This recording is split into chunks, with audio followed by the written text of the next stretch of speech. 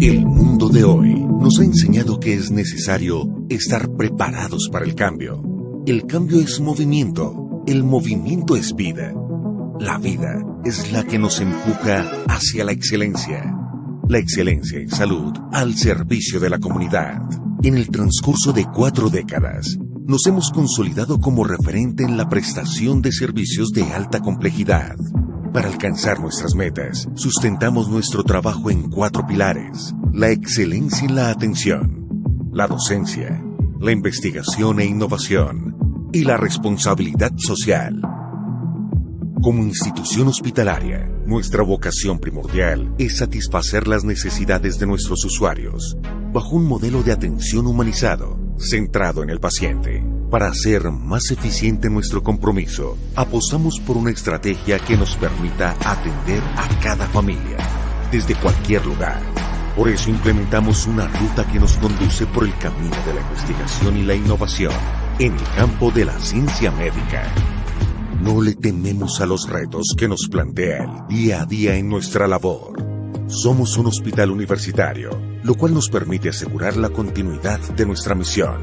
Creemos en una formación académica humanizada, ética y científica, puesta al servicio de la comunidad. Estamos comprometidos con la responsabilidad social que tenemos con nuestro entorno inmediato. Por eso, desarrollamos diversos programas de atención para la población más vulnerable.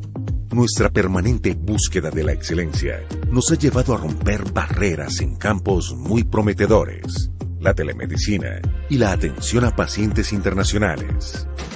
Los tiempos cambian, el mundo se transforma. Estamos preparados para afrontar los nuevos retos. La innovación y la calidez humana hacen parte de nuestra existencia. Fundación Valle del Lili. Excelencia en salud, al servicio de la comunidad.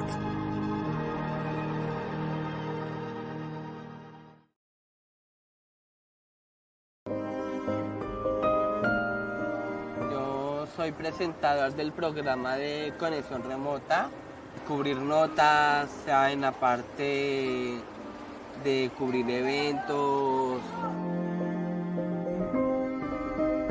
Mi sueño es ser conferencista, como te había comentado. La idea es cambiar un poco la dinámica para eliminar las barreras. Yo genero en la gente motivación, empatía, les llego especialmente a los niños, porque a los niños les llama la atención. ¿Qué pienso yo cuando dicen el término de síndrome de Down? Pues es más como, la gente lo ve como una enfermedad, pero no es así. Uno hay que verlo desde las capacidades. Impactante. Y pues eso es lo que es más como llamativo, porque piensa que las personas como nosotros, con la condición es que no es ningún límite. Que gracias por apoyarme, por cumplir mis sueños, y por eso es que estoy en lo que estoy.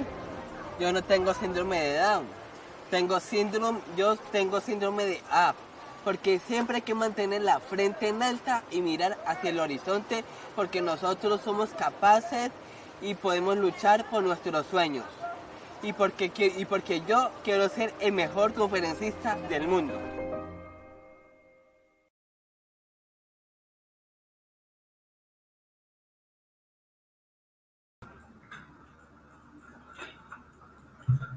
Hola, muy buenos días para todo el equipo. Hola, buenos días para todo el equipo de trabajo que se encuentran en el auditorio de la Fundación Valle del Lili. Mi nombre es Juan José Castro Tobón. En este momento me estoy conectando desde San Pedro Sula, Honduras. Y les mando un saludo muy especial a todos los asistentes a este conversatorio y por supuesto a todos los que están conectados. El día de hoy vamos a hablar sobre un tema muy interesante que a continuación vamos a conocer. Vamos a hablar sobre discapacidad y derechos humanos, una reflexión desde la bioética. Para eso tenemos como invitados especiales a la doctora Carolina Giraldo Escobar, médica anestesióloga, magíster en bioética, y Alexander Lovera, enfermero neonatal, que es docente de la Escuela de Enfermería. Bienvenidos, doctora Carolina y profe Alexander. Gracias por estar aquí en este espacio para compartirnos desde su experiencia un tema tan importante. Muchas gracias, Juan. Muy amable por la invitación. Bueno, ahora vamos a continuación con las preguntas. Juan, una pregunta. La doctora Carolina te hizo una pregunta y es si quieres presentarte.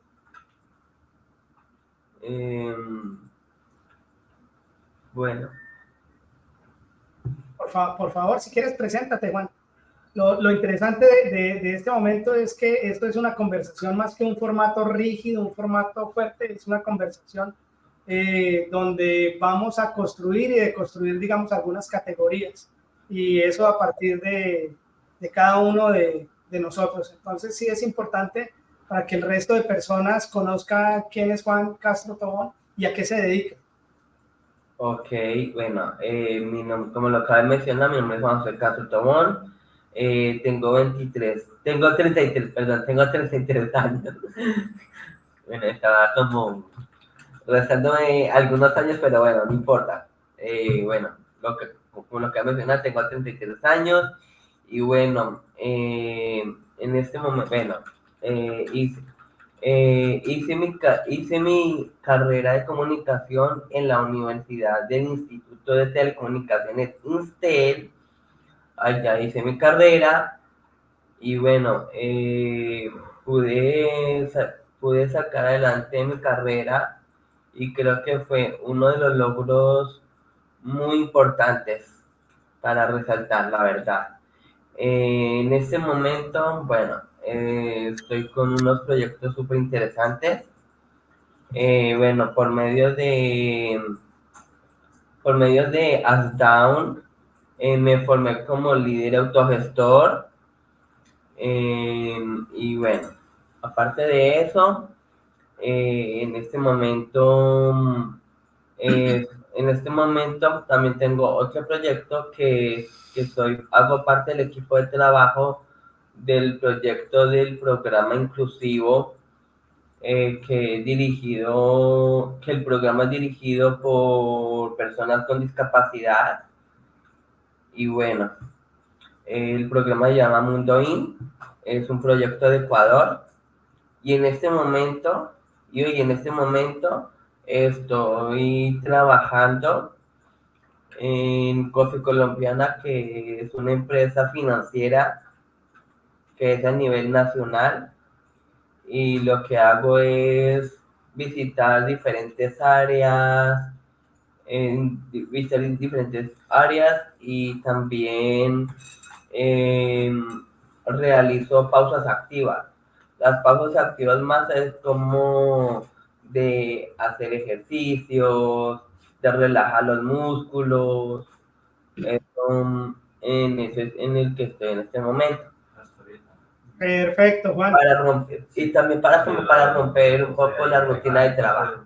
Claro, perfecto, Juan. Y creo que hay una cosa que se te olvida mencionar y que es muy importante. De acuerdo, Alex. Es toda la parte de educación en las diferentes facultades de medicina y enfermería a nivel nacional en relación al tema de las familias con niños y niñas con síndrome de Down y el acompañamiento que pues has hecho a las familias de recién nacidos con síndrome de Down. Entonces creo que eso también es fundamental mencionarlo porque la Claro. conversación de hoy, el café de hoy, Sí, esta conversación con la doctora Carolina, con la gente que nos está escuchando, con las personas que tenemos aquí a los lados que nos están motivando y las personas que están detrás de cámaras deben entender que se hace un trabajo fuerte. Entonces, creo que nos tienes preparadas unas preguntas ahí.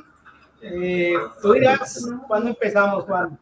Bueno, claro que sí, Ale. Bueno, antes que nada, antes de empezar con las preguntas, y bueno, quería aprovechar para comentarles que también acompaño a Alex y nos apoyamos mutuamente en dictar charlas sobre inclusión y bueno, eso es lo que hacemos hoy en día. Y bueno, vamos con las preguntas. Bueno, entonces, como para entrar en el tema, quisiera empezar preguntándole a la doctora Carolina, ¿de qué manera pueden los principios fundamentales de los derechos humanos orientar el desarrollo orientar el desarrollo y la implementación de políticas públicas más inclusivas para las personas con discapacidad, garantizando su plena participación en la sociedad? Bueno, empezando con esta pregunta, yo quiero tener varios puntos en consideración. Primero, los derechos humanos. Segundo, los aspectos de las políticas públicas. Y por último, pues la parte inclusiva dentro de las condiciones o las situaciones o las presentaciones de discapacidad. Con los derechos humanos son un tema que me apasiona, porque es un tema que tiene que ver realmente con la situación civil y política de cada uno de nosotros y con los derechos culturales, económicos y sociales, además del respeto por el medio ambiente y participar como en comunidades y en grupos y asociaciones que tienen que ver con todos. Y lo más importante de los derechos humanos, de pronto tomando sus principios, es que son universales, o sea, todos estamos incluidos allí, todos tenemos dignidad en sí mismos, solo por el hecho de participar como personas humanas en el mundo. Y ahorita, pues, más con las personas no humanas, en este caso la naturaleza, los animales y otras especies pues, que no son humanas. Lo otro es que son progresivos, o sea, en ningún momento se pueden devolver ni puedes dejar de tener esos derechos que antes tenías. Si hay unos derechos humanos que son las bases para muchos países en sus legislaciones, casi que podría decir yo que en América están constituyendo las constituciones políticas de cada uno de los países nuestros, que somos países pues capitalistas, occidentales. Y lo otro muy importante es que, bueno, que nos incluyen a todos, que son progresivos, que no pueden dejar de existir y que todos y cada uno pues tenemos dignidad. Y lo más importante de esto es que tenemos la libertad de decisión independiente de la condición, credo, raza, género o situación con la que nos identifiquemos. Desde ese punto de vista, los derechos humanos han tenido una división en algún momento como en primera generación, segunda, tercera y ahorita van en la quinta, que cada una de esas generaciones implica como unos derechos específicos. La primera generación como son como los derechos civiles y políticos, los derechos que yo tengo como persona de habitar en un territorio X que yo decida habitar. Entonces tengo derecho a tener dignidad, tengo derecho a que me respeten, tengo derecho a la vida, tengo derecho a tener libertad de decisión en cuanto a mis decisiones personales y políticas. Y lo otro, que finalmente es el término que engloba todos los derechos humanos, que son los derechos humanos culturales, sociales, políticos y económicos. Y esos allí pues ya determinan mi función con el entorno. Con el entorno es con el entorno Estado, con el entorno sociedad, con el entorno familia, con el entorno educativo, con el entorno de mi misma familia.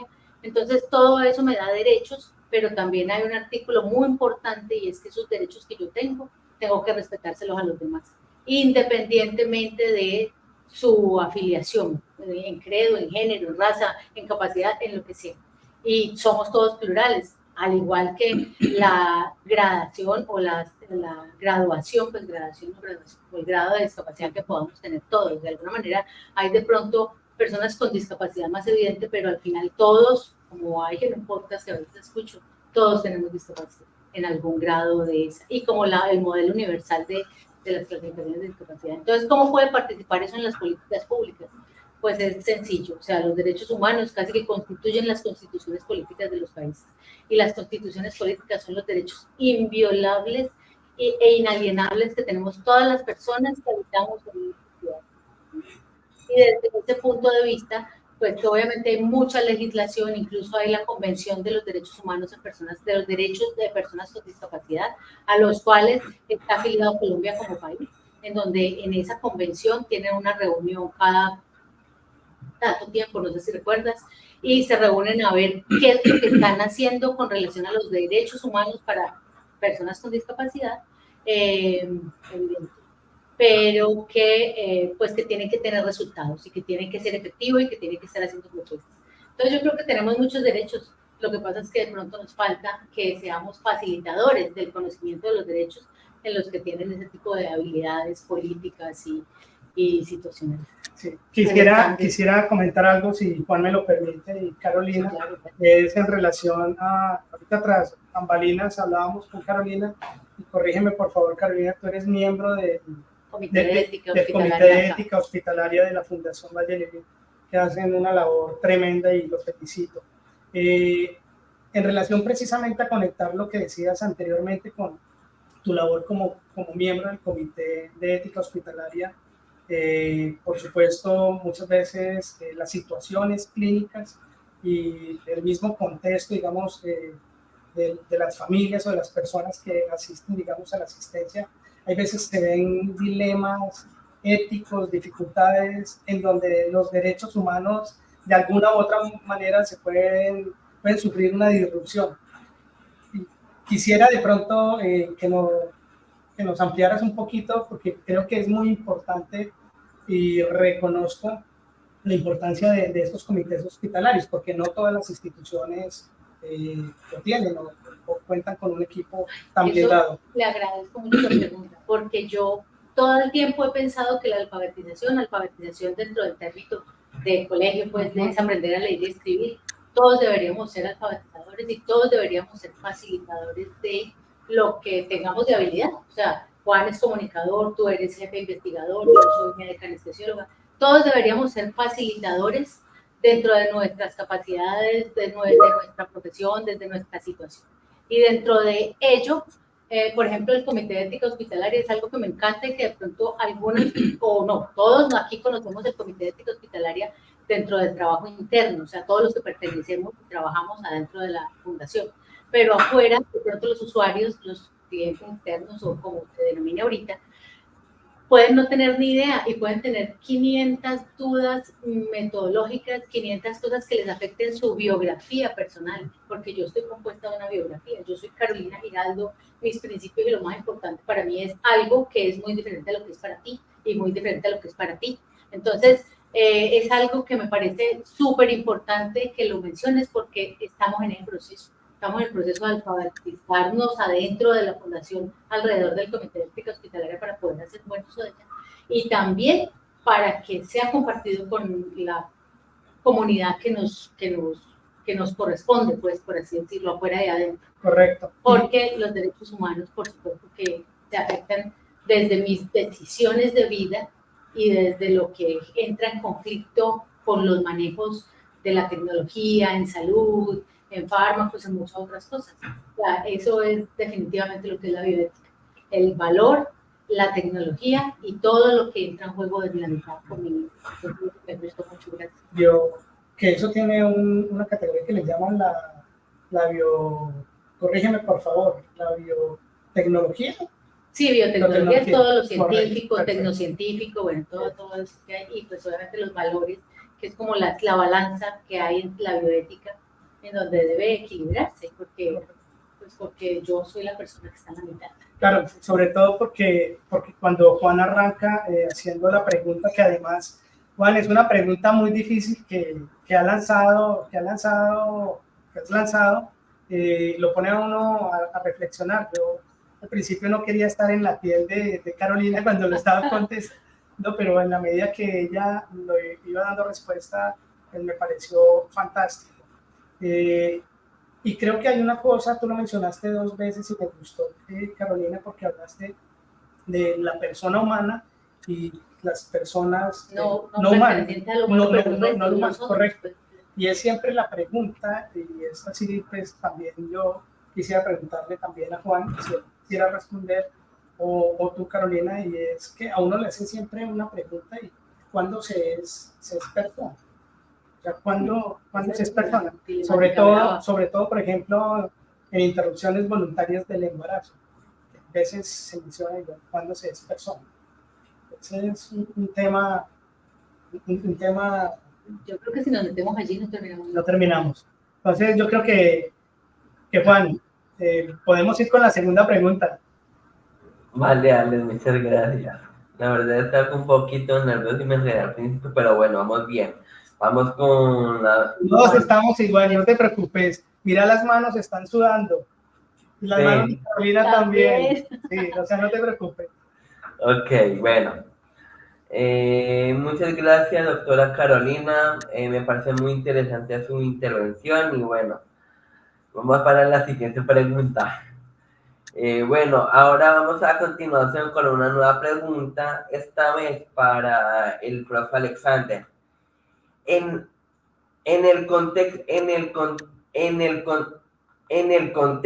contexto de nuestra sociedad, ¿cómo se define y se valora la discapacidad y de qué manera influye esa definición en la inclusión o exclusión social de las personas con discapacidad?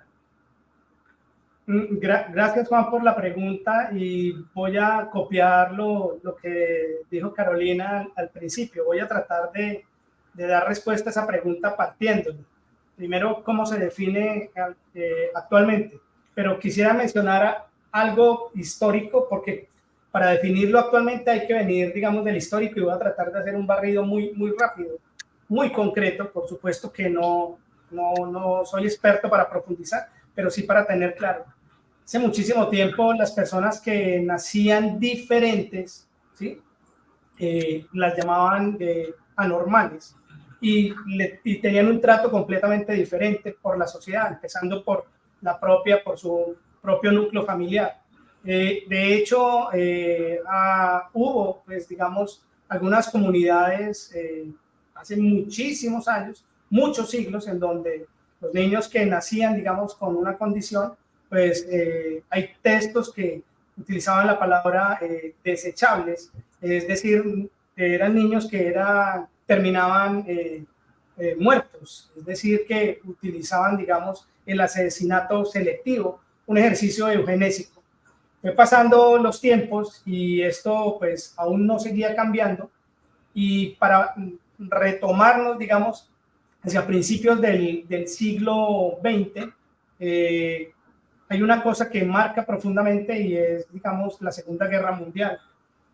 Ustedes quizás me han escuchado alguna vez hablar de un texto que es muy interesante, que se llama Los niños de Asperger. Es un libro escrito por una autora que ella es historiadora, madre de un hijo con autismo, profesora de Berkeley, California, en donde en el libro ella muestra esas conexiones y esos entramados entre una cosmovisión extremadamente derecha, de la derecha, del Tercer Reich, en donde aquellas personas que no se comportaban o no estaban encasilladas o estaban encasilladas en una estructura diferente a la que querían el hombre blanco, mono, ojos azules, la raza aria, pues eran clasificados como sujetos asociales. Y dentro de eso entraban también algunas personas, niños, niñas y adolescentes que no se comportaban como ellos querían, y eran enviados a una cosa que le llamaban las escuelas de pedagogía curativa. Esas escuelas de pedagogía curativa, sobre todo en Austria, muchos de estos niños eran calificados como asociales y como psicópatas autistas, algunos, y algunos de ellos que no se comportaban terminaban, pues, ustedes ya en los campos de concentración. Luego viene ese tema de minusvalía, y durante el ejercicio, digamos, de ese modelo bioclínico que fue trascendiendo, la persona en condición de discapacidad era vista pues como un minusválido. Pero siguió pasando el tiempo y ya hoy en día se sabe que la discapacidad no es una noción per se teórica como tal, sino es la interacción que existe entre el sujeto que tiene una condición y el entorno en el que está este sujeto. Es decir, aquí median unas interacciones con el propósito de mencionar lo que Carolina al final de la pregunta señalaba y tiene que ver con mirar cuáles son las capacidades que tiene ese sujeto. Pero al mismo tiempo eso hace que la sociedad se dé cuenta o que entienda que existen unas barreras para las personas con alguna condición de discapacidad. Es en ese sentido en que pues, uno debería moverse, entendiendo de que esa interacción del sujeto con una condición con discapacidad en el entorno, sea familiar, social, político, como tú lo mencionaste, económico, clínico, ¿sí? En esa interacción no es simplemente etiquetar, no es solamente un cuerpo que está enfermo, porque digámoslo o no, pues nos han enseñado, inclusive los que formamos hemos enseñado simplemente como en una dicotomía, lo normal y lo anormal, sin entender que el mundo no solamente es lo patológico y lo no patológico, hay un escenario grande. Y esto quizás nos lo enseña mucho las ciencias sociales, ¿sí? Las ciencias y las humanidades. Entonces, eso nos pone a repensar en los procesos salud-enfermedad que tenemos nosotros en las instituciones en salud y en las instituciones formadoras de talento humano en salud. Ahora bien, ese digamos es un punto, pero también surge otros conceptos que es importante que nos los tensionemos, y autores muy recientes han hablado de dos conceptos que son el capacitismo y los sesgos inconscientes, para referirse, digamos, a aquellas prácticas y discursos en relación a que la persona con una discapacidad tiene que alcanzar este máximo estándar porque es que tiene que ser así, porque y aquí me coloco como familia, porque muchas veces nosotros como familias caemos, digamos, en ese error de querer llevar a nuestro hijo al máximo, y entonces hay veces se someten, sí, todas las familias, pero muchas veces queremos llevar al máximo y pensamos que entre más terapia le dé, entre más cosas, pero nunca le preguntamos a esa persona si realmente eso es lo que quiere, ¿cierto? Si lo tenemos en cuenta. Y por eso yo quisiera rebotar esta parte de la pregunta a Juan. ¿A ti alguna vez tus padres te preguntaron acerca de lo que tú querías hacer con tu vida? ¿Tú decidiste algo? O sea, y creo que si nos puedes contar algo sería importante. Claro, vale, bueno, digamos que, bueno, desde un principio, desde un principio cuando mis padres pensaron de que yo estudiara ciencia del deporte como parte de mi experiencia, eh, en la parte deportiva, y pues hubo varios momentos que iba a la Escuela Nacional de Deporte, y bueno, primero me habían dicho que no, que primero que tenía que terminar el bachillerato, entonces fui, validé el bachillerato, luego me dijeron no, que tengo que terminar, que debo validar el, el, el, el séptimo, creo que el último año, y bueno, entonces fui a la universidad, validé el último año, y bueno, después de que cuando volví, entonces desde ahí fue que decidí no hacer esa carrera en ciencias de deporte, porque tenía otra pasión, y es la parte de la comunicación. Entonces, de ahí fue que yo tomé la decisión de hacer mi carrera de comunicación en la universidad. Ok, Juan. No sé si tú quieras hacer alguna pregunta a Juan Carolina o... Yo quisiera pues agregar un poquito más de lo del enfoque de la discapacidad y de pronto dentro de la inclusión y exclusión. Lo que tú contabas de los niños, por ejemplo, en la Segunda Guerra Mundial y las personas con discapacidad y las personas incluso que no eran de la raza que estábamos tratando de, entre comillas, perfeccionar, también sufrían experimentos. O sea, era como con ellos de ellos, pues además de la escuela y de los fogatas, también habían experimentos. Y con las capacidades, más que las incapacidades, las capacidades, hay una teoría larga también y la historia me gusta. Y la historia viene incluso desde Aristóteles, porque Aristóteles tomó en consideración la vulnerabilidad. Los estoicos tomaron en consideración la dignidad. Adam Smith empezó a buscar cómo integrar esas dos cosas con el Estado. Y ahorita, actualmente, en el siglo XIX, el siglo XX, cómo la libertad es una condición inherente al ser humano, en la capacidad de decidir, por ejemplo, lo que tú acabaste de decir. Vos tenés unos papás fantásticos porque también están y participan.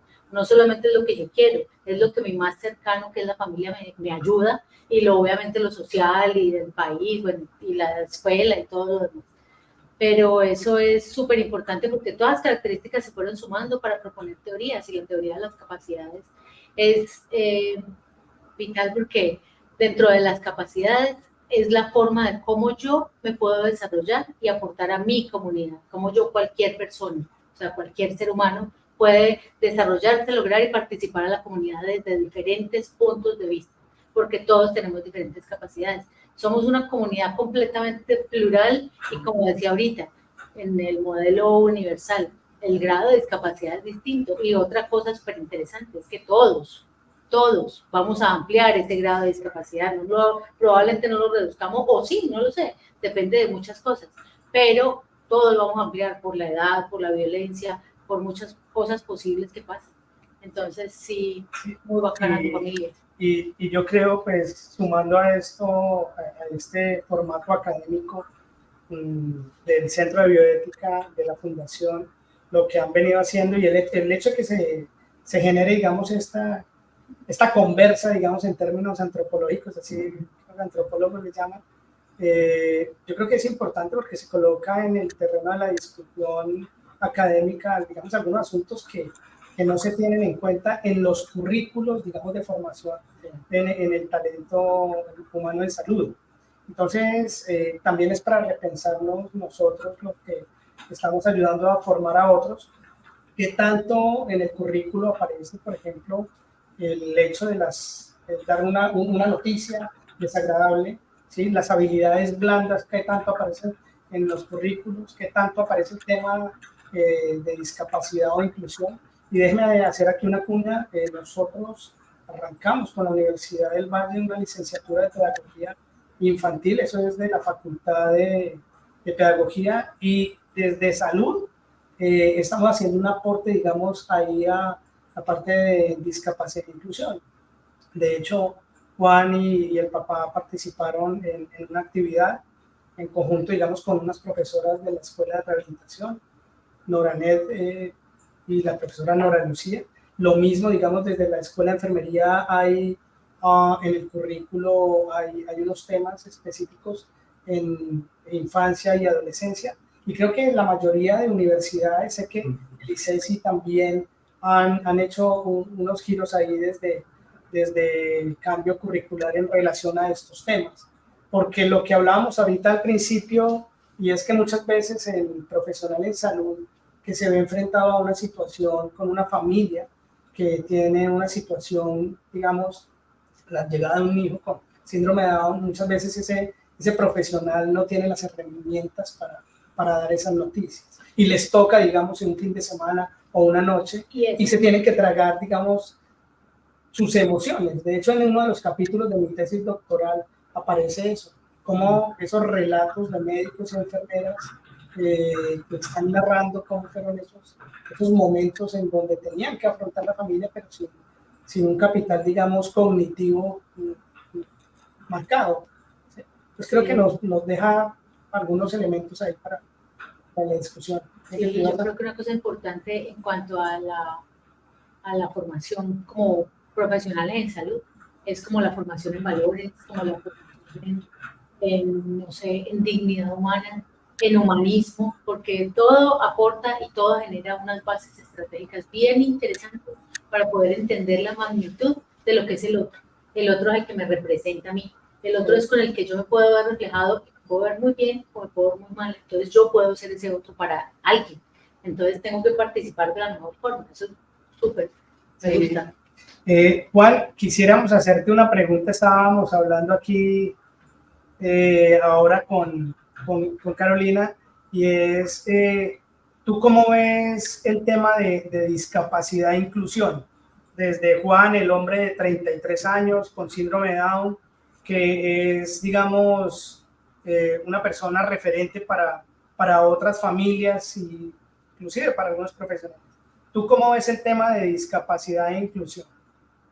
Bueno, Ale, muchas gracias por la pregunta y bueno, de hecho me abordaste, pero bueno, lo que te puedo responder a ese tema, lo que el concepto de discapacidad en inclusión, bueno, puedo decir que la discapacidad no es una enfermedad, digamos que es una condición. Pero si lo vemos por el lado positivo, es que hay que verlo desde las capacidades, de lo que uno puede llegar a hacer o a lograr muchas cosas. Hay una cosa, Juan, y es que todos en la vida, en la historia de la humanidad, nos hemos preguntado cuando llegamos, y es que, bueno, ¿qué oportunidades hay para yo poder ser y hacer lo que quiero hacer? Y esa es una pregunta inherente al ser humano. Entonces, esa es la pregunta que tenemos que empezar a responder con el corazón, con la mente, con las capacidades, facilitando la vida entre todos, siendo facilitado, Sí, incluidas políticas públicas. por supuesto. Juan, si alguien te preguntara o tuvieras que decirle a una familia, un niño con síndrome de Down que acabó de nacer, darle, digamos, un mensaje, ¿tú qué le dirías? Oh my God. Bueno, yo quiero, bueno, lo primero lo que yo diría es que es decirle a esa familia que no hay que preocuparse porque primero, hay que llevarle una voz primero, hay que llevarle una voz de esperanza para que la familia sienta de que hay personas profesionales que pueden acompañar y apoyar esos procesos y que lo más importante es que hay mucho trabajo que hay que hacer con ese hijo para poderlo sacarlo adelante. Y también además hay una cosa, hay que tener en cuenta que también hay instituciones que nos pueden ayudar. Ok, Juan, la doctora Manuela Montoya, quien es nuestra encargada de la parte de logística, aquí pide lo siguiente, te mandan a decir pues que Juan José, eres un gran presentador, eres increíble, uno de nuestros asistentes, menciona eso. Y aquí va una pregunta para ti, Juan. ¿Cuáles son algunas de las barreras más comunes que has enfrentado pues por parte de la sociedad actual? Ok. Las barreras que yo me he encontrado o que me he enfrentado es más como en la barrera actitudinal. Porque o sea, lo que pasa es que lo primero es que las personas juzgan a la persona por su apariencia física o por sus rasgos. Entonces ahí ya se puede sentir como el señalamiento, el juzgamiento, el rechazo. Y pues siento que es lo que pasa con esa barrera de la actitudinal. Y también está la parte de discriminación.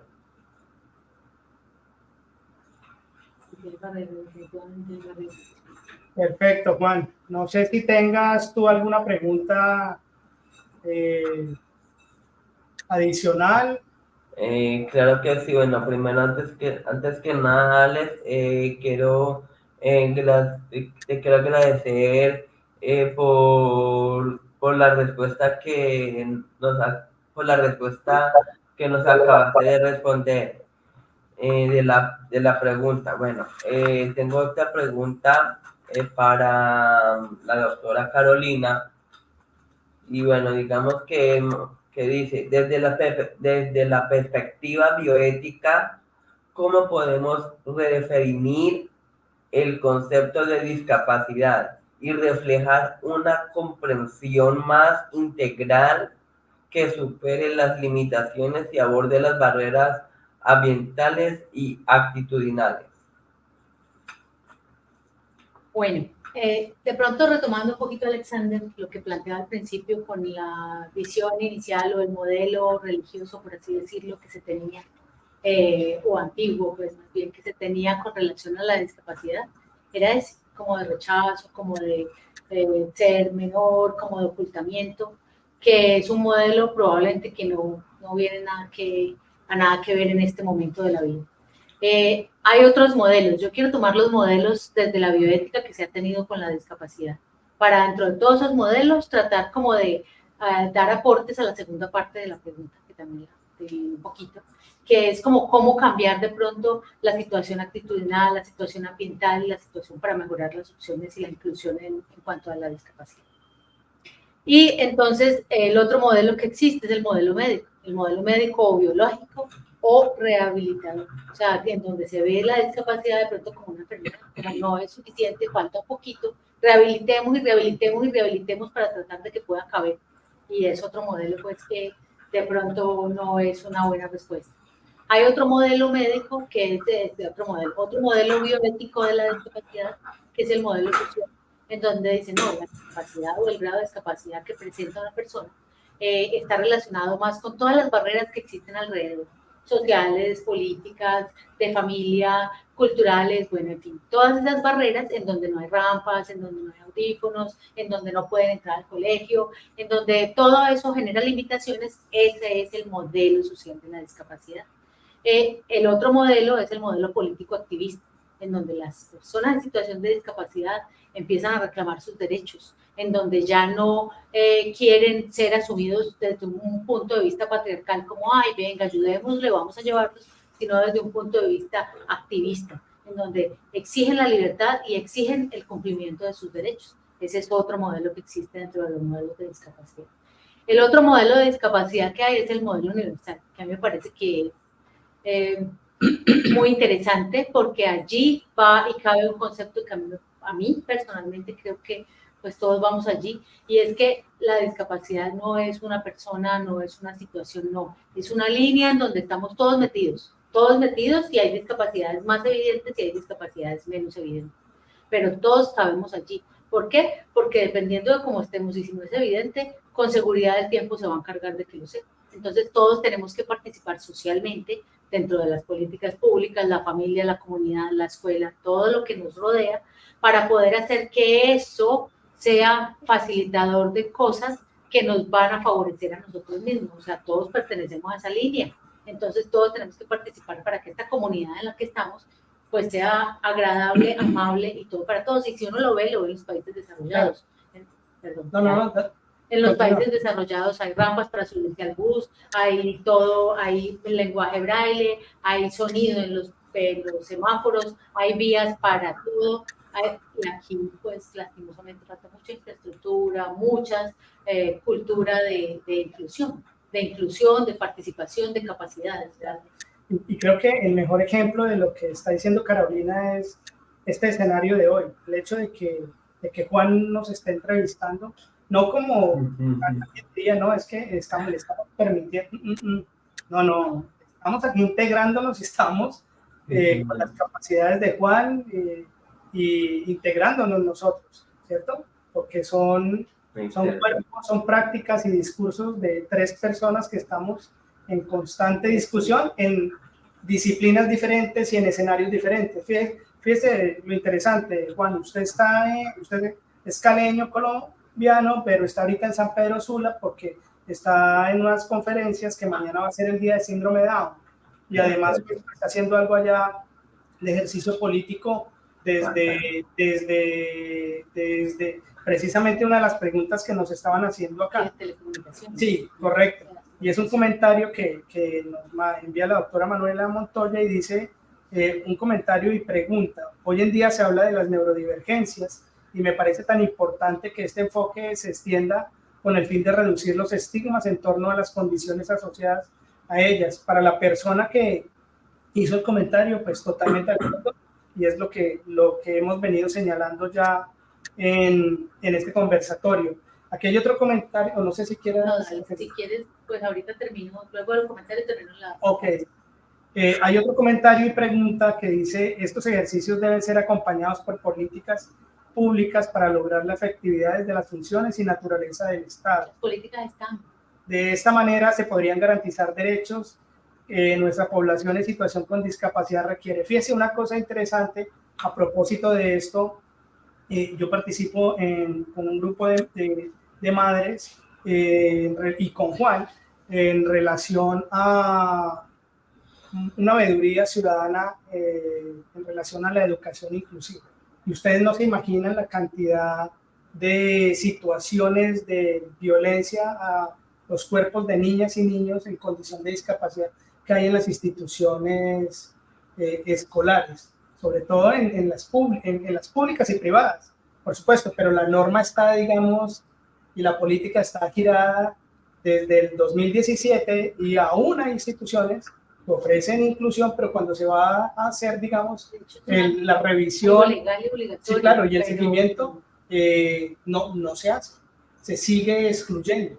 Entonces, es interesante eso. Lo que tú decías, las políticas están. ¿Sí? Claro. Jairo Torres hace este comentario, me parece que es extremadamente pertinente, y es que soy médico y bioeticista con discapacidad motriz. Planteemos la inclusión como punto de partida y no como punto de llegada.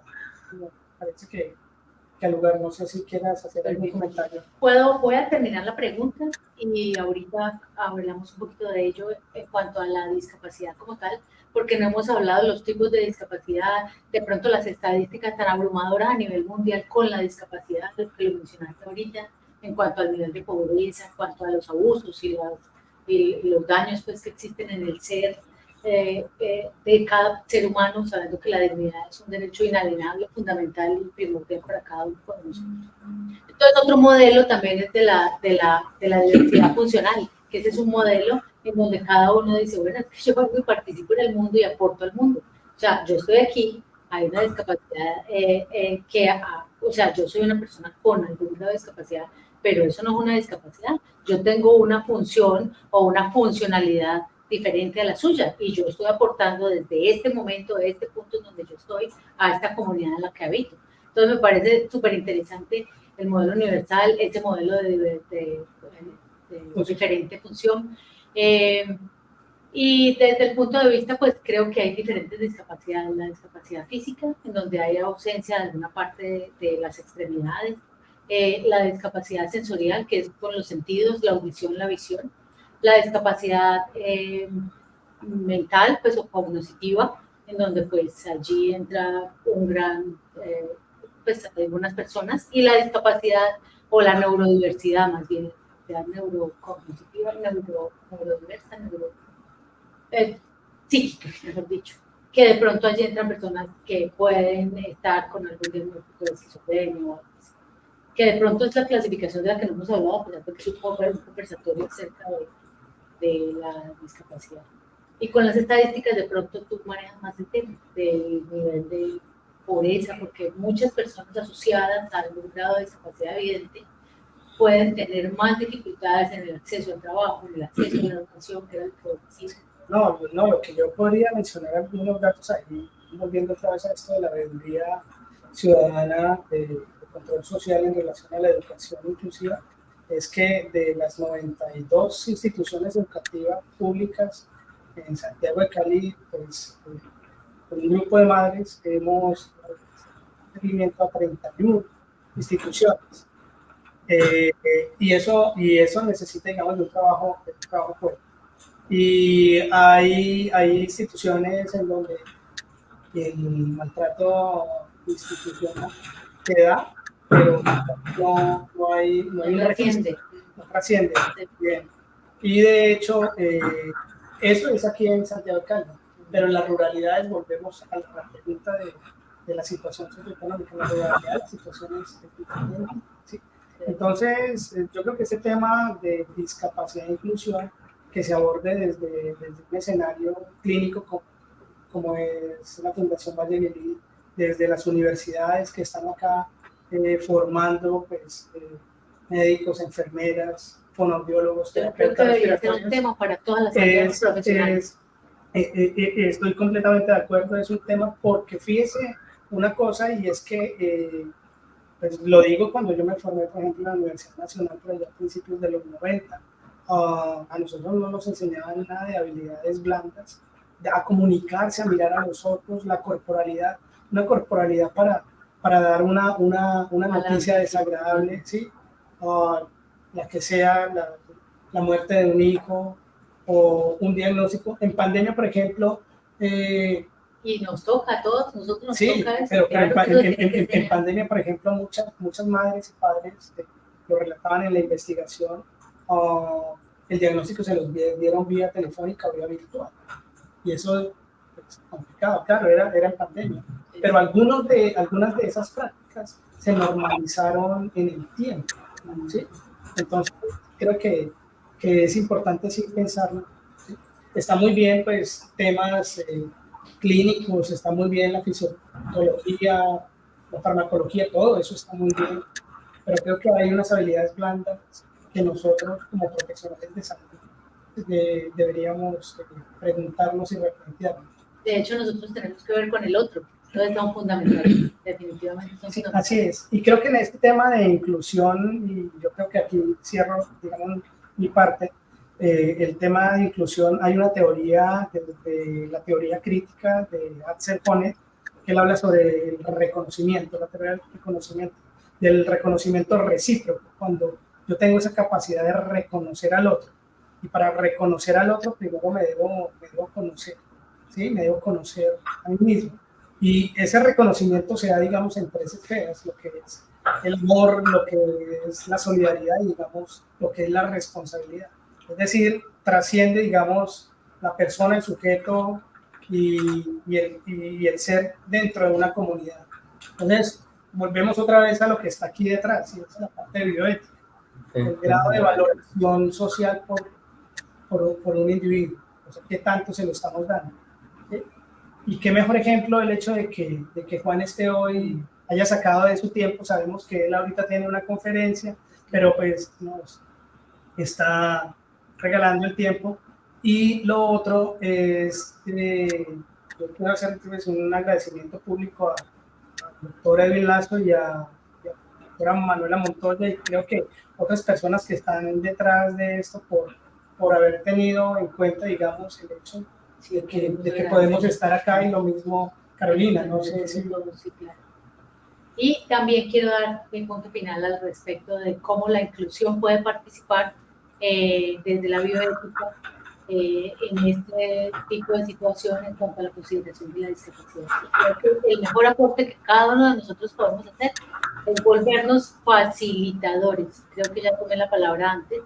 Facilitadores es generar que lo que yo aprendí, lo que yo leí, lo que yo entendí, lo que yo quise, en lo que yo quise profundizar de conocimiento, sea y lo pueda transmitir al otro de la misma manera que quisiera que a mí me lo transmitieran algo que yo no sé. Por ejemplo, si yo quiero saber por qué voy a votar y para qué sirven las instituciones del país, pues debería haber una educación o una alfabetización, que también me gusta mucho esa palabra, alrededor de la política, para que yo como votante ciudadano de un país X, pues tenga la capacidad de ir a decidir y saber qué va a hacer la Procuraduría por mí y por mi país, qué va a hacer el Consejo de mi ciudad por mí, por mi ciudad, qué va a hacer el Congreso, en fin, etcétera. Lo mismo desde mi área, que es la medicina, desde tu área, que es la investigación, desde tu área, que es la comunicación. cómo cada uno de nosotros tenemos que convertirnos en facilitadores para los demás,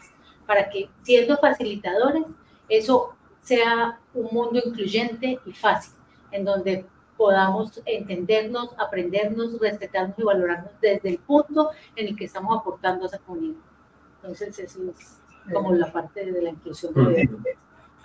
Carolina, gracias. Juan José, aquí la doctora Manuela Montoya nos envía también otras dos comentarios y preguntas. Este lo hace Miguel Millán y hace referencia, dice, haciendo referencia a la veeduría que comenté, él dice que son violencias estructurales y coloca el autor John Galton, claro, totalmente de acuerdo. Pero también está amarrado a una cosa que desde la teoría crítica se habla de patologías sociales. Entonces, las patologías sociales tienen dos características, y es cuando en una institución se violenta, lacera, vulnera precisamente los derechos o la dignidad de una persona. Y el segundo agravante es que eso se normaliza durante el tiempo, es de manera sistemática, y hay un tercero, y es que muchas veces la persona que está siendo violentada, agredida, lacerada, ¿cierto? No reconoce que eso es una violencia. Se naturaliza. Y entonces vuelve ese ejercicio. Entonces, completamente de acuerdo con Miguel Millán. Y aquí hay una pregunta que esta sí es para Juan José Castro Tobón. Juan, esta pregunta la hacen y dice así: ¿por qué la parte empresarial es tan apática a la discapacidad inclusiva laboral? ¿Y cómo deberíamos de mejorar esto en nuestra sociedad colombiana? La persona que está haciendo la pregunta, vuelvo y te repito, ¿por qué la parte empresarial es tan apática a la discapacidad? O sea, no cree en la discapacidad inclusiva laboral. ¿Y cómo deberíamos mejorar? ¿Por qué las empresas no contratan a las personas con discapacidad?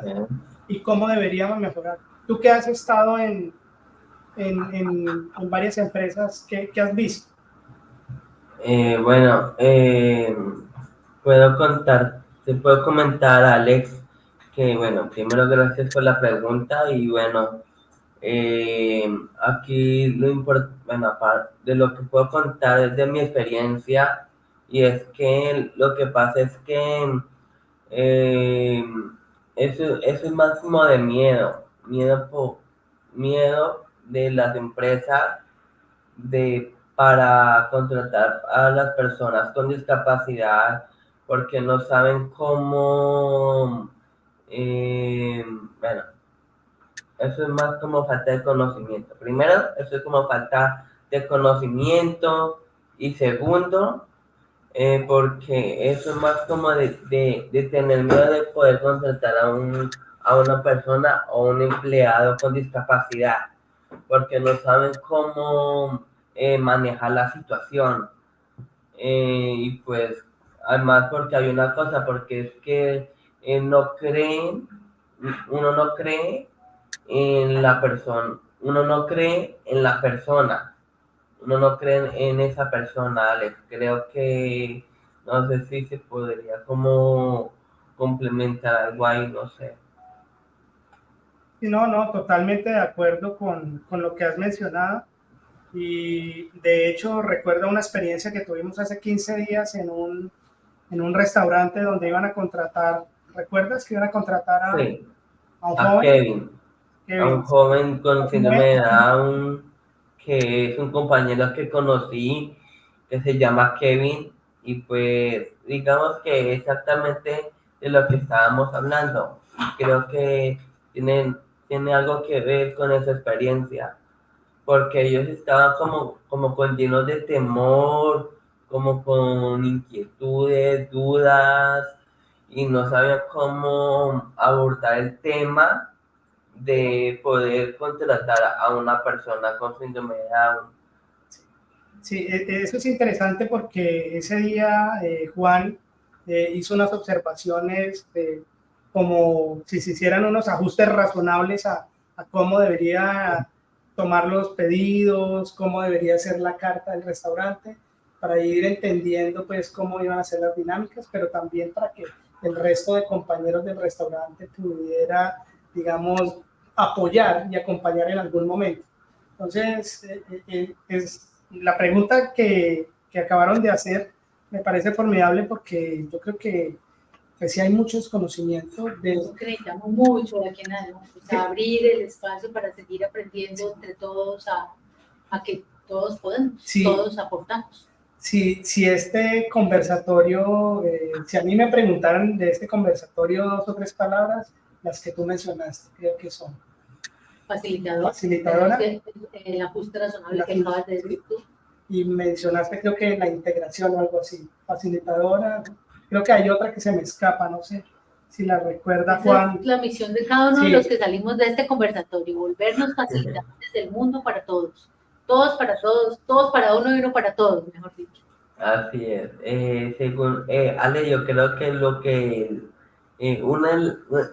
durante la conversación que hemos tenido, y me parece escuchar a la doctora Carolina sobre integrar a las personas. Creo que eso fue lo que le interpreté a la doctora Carolina.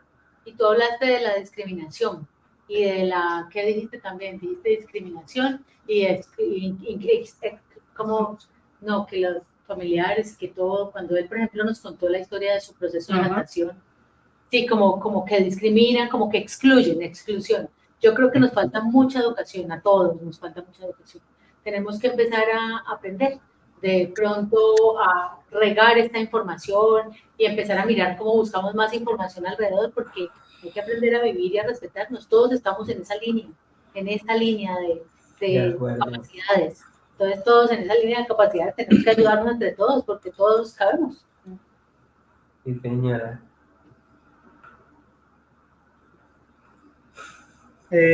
Bueno, decirle a Juan que pues muchísimas gracias. ¿Ah? Sí, decirle a Juan que muchísimas gracias y que ya puedes hacer la conclusión final. Bueno, muchas gracias, Alex, y a la doctora Carolina también. Bueno, de nuevo, gracias. Creo que la intervención de nuestros invitados fue muy interesante y agradezco enormemente a la Fundación Valle de Lili por convocar a este conversatorio y por tener este tema sobre la mesa.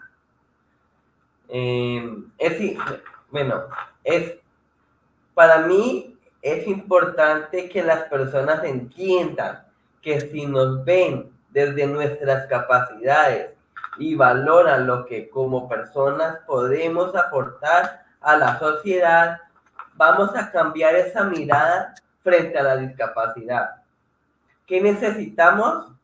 Que nos miren, que nos entiendan, que nos reconozcan y que nos apoyen y nos den una oportunidad. Muchas gracias a ustedes por este maravilloso espacio. Alexander, también al profesor Alexander por estar en estos momentos y porque ha sido como una persona de apoyo que siempre ha estado ahí durante todo el proceso. Yo quisiera agradecer al grupo del Centro de Bioética, al doctor Edwin Lazo, a Manuela Montoya, a la Fundación Valle Lili, a la doctora Carolina, el hecho de poder conversar con ustedes, a las personas que nos han acompañado y han hecho fuerza porque este conversatorio haya salido como ha salido. Yo también quiero agradecer lo mismo. Gracias. Muchas gracias. Muchas gracias a todos, a Fabiana, a Manuela, a todos. Y al Comité de Ética Hospitalaria. Chao, Juan, gracias. Muchas gracias por tu entrevista, muy bacana. Vale, muchas gracias, Alex, y a la doctora Carolina por hacer esto más inclusivo. Todos estamos, todos pertenecemos. Chao. Sí, señora. Vale, gracias.